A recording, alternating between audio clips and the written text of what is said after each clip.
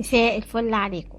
كيكة اقتصادية سهلة وبسيطة وسريعة وحلوة وهشة ومرتفعة، ومكوناتها على قد الايد، وتنفع تتعمل كيك وتنفع تتعمل كب كيك. وعشان كده احنا قلنا عليها كيكة المدارس، لانها ممكن تتعمل كيكات صغيرة كده ياخدوها الولاد معاهم في اللانش بوكس او يفطروا بيها الصبح. انتوا شايفين الكيكة عدت الصينية بقد ايه؟ يعني مرحلة لسه المفروض ان هما تحس ان هما كيكتين في بعض. كيكة كبيرة قوي قوي وهشة جدا جدا. هقطعها معاكم واوريكم شكلها حلو ازاي. ريحتها جايبة اخر الدنيا وشكلها حلو، طعمها لذيذ جدا جدا. لما تشوفوا الكيكة دي انا عملتها من ايه هتعرفوا انا اقصد ايه بكلمة اقتصادية. فجربوا معايا الكيكة دي النهاردة ان شاء الله، واتمنى تعجبكم وتقولوا لي بقى رأيكم فيها ايه وفي طريقتها السهلة. وما تنسوش بقى لو عجبكم الفيديو كالعادة تشتركوا في القناة وتفعلوا الجرس على كلمة الكل. ما تنسونيش بقى في لايك وشير للفيديو عشان يوصلكم كل جديد بقدمه. بشكر كل اللي بيتابعني وبينتسب في القناة، ميرسي جدا جدا ليكم ولكومنتاتكم الحلوة. وما تنسوش بقى تتابعوا باقي وصفات المدارس اللي احنا هننزلها الفترة اللي جاية واللي كمان نزلناها الفترة اللي عدت. وللإعلانات على قناتي هسيب لكم الرقم التليفون واللينك في صندوق الوصف. بصوا انا لقيت عندي شربات. طبعا عارفين كلنا الشربات الشربات لقيت عندي شوية كده في التلاجة، فقلت اما اقوم اعمل بيهم كيكاية. طبعا لو محد ما عندوش شربات ينفع اي نوع عصير، اللي هو العصير التانك ده اللي بندوبه في مية. ناخد معلقتين من اي نوع عصير، ناخد منه معلقتين في كوباية مية. مش بنحط فيه سكر خالص، مش بنحط فيه اي سكر خالص. اوكي كده الكوباية، بس المية ما تكونش ساقعة، تكون مية تكون مية دافية، او بالمعنى الاصح ميه حنفيه. ما ينفعش نعملها من التلاجة. هنجيب كوبايتين من الدقيق. تستغربوا شويه من طريقه الكيكه دي، بس بصراحه النتيجه واو، يعني هتعجبكم جدا. كوبايتين الدقيق دول عليهم رشة ملح خفيفة، اوكي، وعليهم نص كوباية من السكر. اول مرة نبدأ كيكة ان احنا نحط المكونات الجافة الاول، يعني المفروض ان احنا بنعمل العكس، بس جربوا الكيكة دي لانها بصراحة يعني تحفة. ونقلب كده السكر مع الدقيق بالشكل ده. وطبعا زي ما قلت لكم حاطه للدقيق رشه ملح خفيفه صغيره كده، حاجه سنه اللي احنا بنظبط بيها الكيكايه. طبعا الناس هتسالني على نوع الدقيق، هقول لك والله انت ومجهودك، يعني كل ما تحطي دقيق احسن، كل ما هيطلع معاكي كيكه افضل في اللون يعني. وكمان الكيك لما يكون دقيقه حلو بيبقى هش ومرتفع اكتر. هنحط باكو كامل من البيكنج باودر او الكيك شيف المتوفر عندك اللي انت بتستخدميه، بس ايا كان اللي هتستخدميه يا ريت تعملي تيست صغير قبل ما تحطي البيكنج باودر او الكيك شيف، لان بصراحه احيانا بنجيبه بيطلع مش المظبوط يعني، فممكن يبوظ معاكي الكيكه، وطبعا حرام يعني. فاحنا نجربه الاول في سنه ميه صغيره، لو فار اوكي يبقى تمام. بعد كده هننزل العصير بتاعنا بقى، عصير التانك، اوكي، عصير الشربات الورد اللي انا عاملاه ده مفيش مشكله. عصير مثلا برتقال ماشي، كوبايه حليب برضو ما تقولش لا.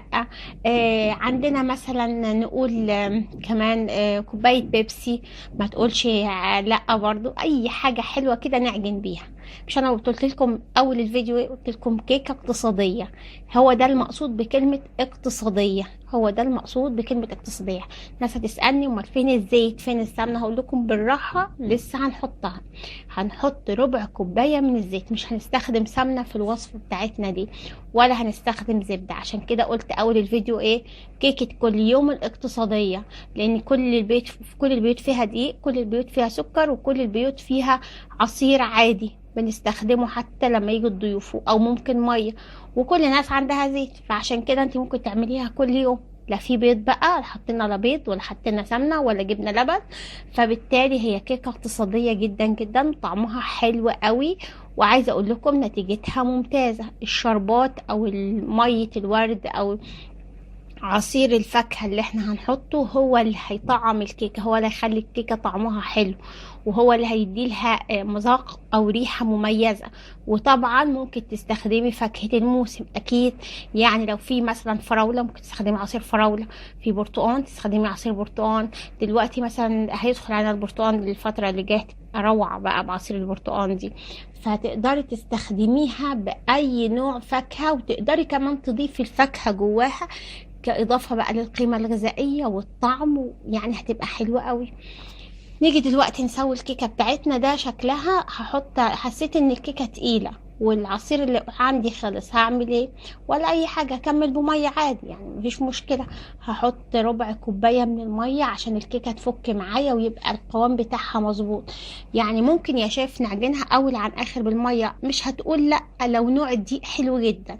يعني لو عندك دقيق فينو ممتاز اعجني بمية. انا جربتها قبل كده، جربت كيكه بالميه بس، وكان طعمها حلو مش وحش ابدا، بالعكس كانت جميله جدا. بس للامانه الدقيق كان تحفه. لكن لو انت مستخدمه نوع دي يعني نص ونص، يفضل انك تضيفي نكهه زي العصير او زي اللبن او الحاجات اللي هي طعم الكيكه، بتدي طعم الكيكه. ده القوام المظبوط بالنسبه لي للكيك ده.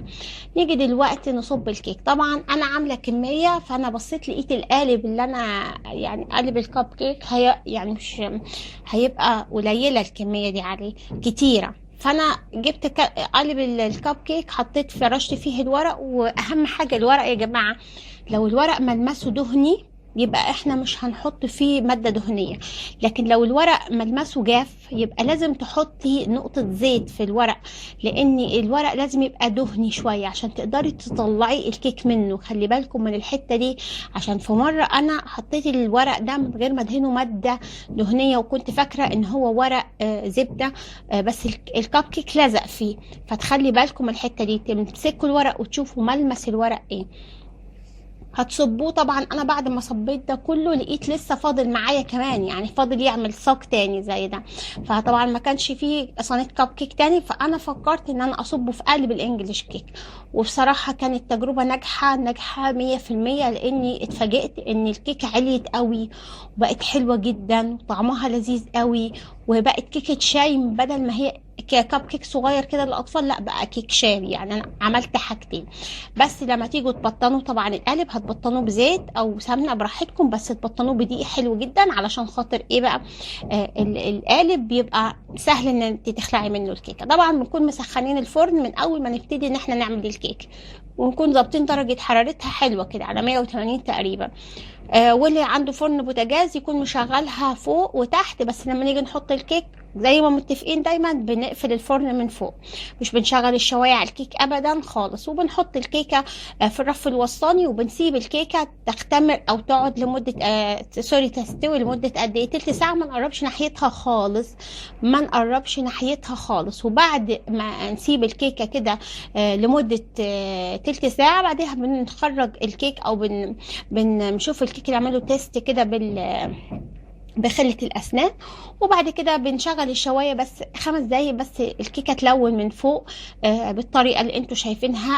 أنا بحب الكيكة ملونة زيادة، يعني انتوا ممكن تطلعوها أهدى من كده أو اللون يبقى ذهبي أكتر من كده، بس أنا بحب الكيكة من فوق تبقى واخدة لون ذهبي غامق شوية.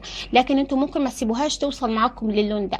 وبعد كده بقى بتطفوا عليها الفرن، وبعد كده بتسيبوها تهدى خالص في الصينية، وبعد كده بقى بتحطوها في طبق التقديم وتقطعوها وتاكلوها بألف هنا وشفا. أتمنى الوصفة النهاردة، وصفة كيكة المدارس تقريبا بالمية والسكر زي ما بنقول، تكون نالت على رضاكم وإعجابكم، تعملوها وتقولوا لي رأيكم فيها ايه، وتوروني بقى التطبيقات الحلوة من ايديكم. تسلم ايديكم مقدمة.